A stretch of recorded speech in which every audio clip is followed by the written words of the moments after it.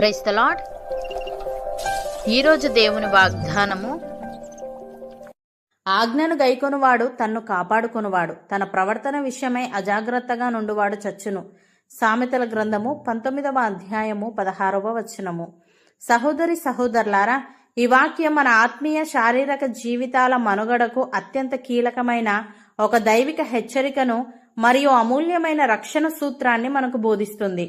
మనం రోడ్డుపై ప్రయాణించేటప్పుడు ట్రాఫిక్ నియమాలను పాటిస్తే ప్రమాదాల నుండి ఎలా తప్పించబడతామో, మన జీవిత ప్రయాణంలో దేవుని నియమాలను పాటిస్తే అంతకంటే శ్రేష్టమైన క్షేమాన్ని పొందుకుంటాం.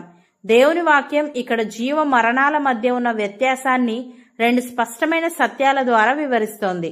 మొదటిగా, ఆజ్ఞను గైకొనువాడు తన్ను కాపాడుకొనువాడు అని ఉంది. ఇక్కడ ఆజ్ఞ అంటే దేవుని జీవము గల వాక్యము. ఎవరైతే దేవుని ఆజ్ఞలను, ఆయన ఉపదేశాలను కేవలం వినడమే కాకుండా తమ దైనందిన జీవితంలో పాటిస్తారో వారు వేరే ఎవరినో కాదు, అక్షరాల తమ్మును తామే కాపాడుకుంటారు. దేవుని ఆజ్ఞలకు లోబడి జీవించడం వల్ల మన పాపపు ఉచ్చులలో పడకుండా, అపవాది తెచ్చే నష్టాల బారిన పడకుండా మన ఆత్మను, మన జీవితాన్ని ఒక సురక్షితమైన కవచంలో భద్రపరుచుకున్న వారమవుతాము. ఉదాహరణకు, దేవుడు నోవాహుకు ఆ కాలంలో ఎవరూ ఊహించని విధంగా ఒక పెద్ద ఓడను చేయమని ఆజ్ఞాపించాడు. అప్పటి వరకు భూమిపై అంతటి వర్షం గాని, జలప్రలయం గాని రాలేదు. చుట్టుపక్కల వారు నోవాహును చూసి ఎగతాళి చేసినప్పటికీ అతను దేవుని ఆజ్ఞను తూచా తప్పకుండా పాటించాడు. దేవుడు అతనికి ఆజ్ఞాపించిన ప్రకారం యావత్తూ చేశాడు. ఫలితం, లోకమంతా ప్రళయంలో కొట్టుకుపోయినప్పుడు దేవుని ఆజ్ఞకు లోబడడం వల్ల నోవాహు తనను తాను, తన కుటుంబాన్ని నాశనం కాకుండా కాపాడుకున్నాడు. అలాగే ఐగుప్తులో పోతీఫర్ ఇంట్లో ఉన్నప్పుడు యోసేపుకు పాపం చేయడానికి ఒక పెద్ద శోధన ఎదురైంది. పోతీఫర్ భార్య అతనిని పాపానికి పురిగొల్పినప్పుడు యోసేపు దేవుని నీతిని, ఆజ్ఞను గుర్తు చేసుకున్నాడు. నేనెట్లు ఇంత ఘోరమైన దుష్కార్యము చేసి దేవునికి విరోధముగా పాపము కట్టుకుందును అని అన్నాడు. ఫలితం, అపవాది తెచ్చిన వ్యభిచారపు ఉచ్చులో పడకుండా అక్కడి నుండి తప్పించుకోవడం ద్వారా యోసేపు తన ఆత్మను, తన భవిష్యత్తును కాపాడుకున్నాడు. ఆ విధేయతే తరువాత కాలంలో అతన్ని ఐగుప్తు దేశానికి ప్రధానమంత్రిని చేసింది. ప్రియులారా, నోవాహు దేవుని మాట విని ఓడను సిద్ధం చేసుకోకపోయి ఉంటే ఆ ప్రళయంలో కొట్టుకుపోయేవాడు. యోసేపు దేవుని భయము కలిగి ఆ పాపపు ఉచ్చు నుండి తప్పించుకోకపోయి ఉంటే అతని భవిష్యత్తు అక్కడితోనే ముగిసిపోయేది. వారు దేవుని ఆజ్ఞలను కేవలం ఒక నియమంగా చూడలేదు, తమ ప్రాణాలను కాపాడే మార్గంగా చూశారు. ఈ రోజు మన జీవితాల్లో కూడా దేవుని వాక్యం మనకు ఒక హద్దుగానో, బంధనంగానో అనిపించవచ్చు. కానీ నిజానికి అది అపవాది తెచ్చే శోధనల నుండి, లోకం ఆశ పెట్టే పాపపు ఉచ్చుల నుండి మన ఆత్మను, మన కుటుంబాన్ని, మన భవిష్యత్తును భద్రపరిచే ఒక రక్షణ కవచం.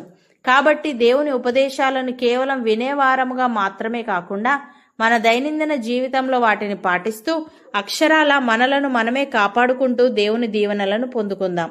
రెండవదిగా, తన ప్రవర్తన విషయమై అజాగ్రత్తగా నుండువాడు చచ్చును అని ఉంది. ఈ వచనంలోని 2వ భాగం ఎంతో గంభీరమైన హెచ్చరిక. ఎవరైతే తమ నడవడికను, తమ అలవాట్లను, తాము చూసి చూపులను, మాట్లాడే మాటలను పట్టించుకోకుండా తమ ప్రవర్తన విషయమై అజాగ్రత్తగా ఉంటారో వారు ఆధ్యాత్మికంగా, లౌకికంగా నాశనానికి దగ్గరవుతారు. ఏమైతే అది అయింది, నా ఇష్టం వచ్చినట్లు బ్రతుకుతాను అనే నిర్లక్ష్య వైఖరి మనిషిని దేవుని కృపకు దూరం చేస్తుంది. ఆ అజాగ్రత్తే చివరికి కోలుకోలేని పతనానికి దారితీస్తుంది. ఉదాహరణకు, సొదొమ గొమొర్రా పట్టణాలను దేవుడు నాశనం చేస్తున్నప్పుడు దూతలు లోతు కుటుంబాన్ని త్వరపెట్టి వెనక్కి తిరిగి చూడవద్దని హెచ్చరించారు. కానీ లోతు భార్య దేవుని హెచ్చరికను పట్టించుకోలేదు. ఒకసారి చూస్తే ఏమవుతుంది అని చిన్న నిర్లక్ష్య వైఖరి ఆమెను వెనక్కి తిరిగి చూసేలా చేసింది. తాము వదిలిపెట్టిన ఆస్తిపాస్తులు, లోకపు ఆశల మీదే ఆమె మనస్సు ఉండిపోయింది.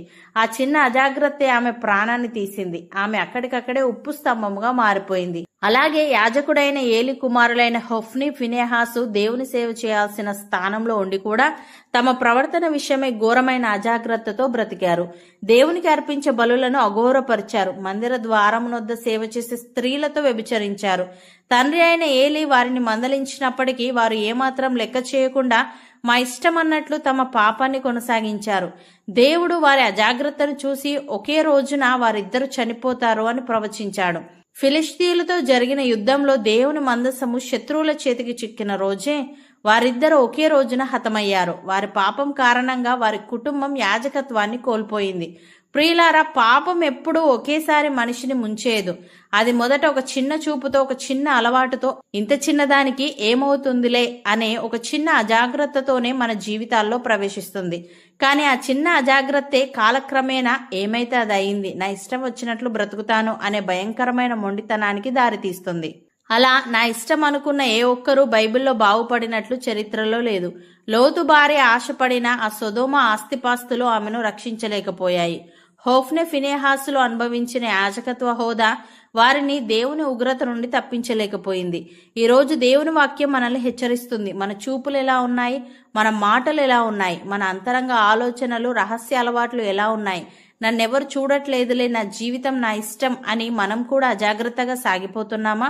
అయితే ఒక్కసారి మనల్ని మనం పరీక్షించుకుందాం. ఇంకా సమయం ఉండగానే, దేవుని కృప మనకు తోడు ఉన్నప్పుడే మన అజాగ్రత్తను వదిలిపెడదాం. సహోదరి సహోదరులారా, ఈరోజు దేవుడు మనతో మాట్లాడుతున్న ఈ మాటలను బట్టి దేవునికి స్తోత్రాలు చెల్లిద్దాం. మన జీవితంలో ఆజ్ఞ అనేది మనకు భారం కాదు, అది మన రక్షణ మార్గం. అజాగ్రత్త అనేది మన శత్రువు, అది మన పతనానికి పునాది. కాబట్టి మన సొంత ఆలోచనల కంటే దేవుని వాక్యం ఏం చెబుతుందో దానికి ప్రాధాన్యత ఇద్దాం. నోవాహు, యోసేపుల వలె దేవుని ఆజ్ఞను పాటిస్తూ మనలను మనం కాపాడుకుందాం. అవును అన్నవారు నాతో పాటు ప్రార్థనలో ఏకీభవించండి. పరిశుద్ధుడా, ప్రేమగల తండ్రి, ఆజ్ఞను గైకొనువాడు తన్ను కాపాడుకునివాడని, తన ప్రవర్తన విషయమై అజాగ్రత్తగా నుండివాడు చచ్చునని మేము రోడ్డుపై ప్రయాణించేటప్పుడు ట్రాఫిక్ నియమాలను పాటిస్తే ప్రమాదాల నుండి ఎలా తప్పించబడతామో, మా జీవిత ప్రయాణంలో నీ నియమాలను పాటిస్తే అంతకంటే శ్రేష్టమైన క్షేమాన్ని పొందుకుంటామని నీవు సెలవిచ్చావు. తండ్రి, నీకు స్తుతులు.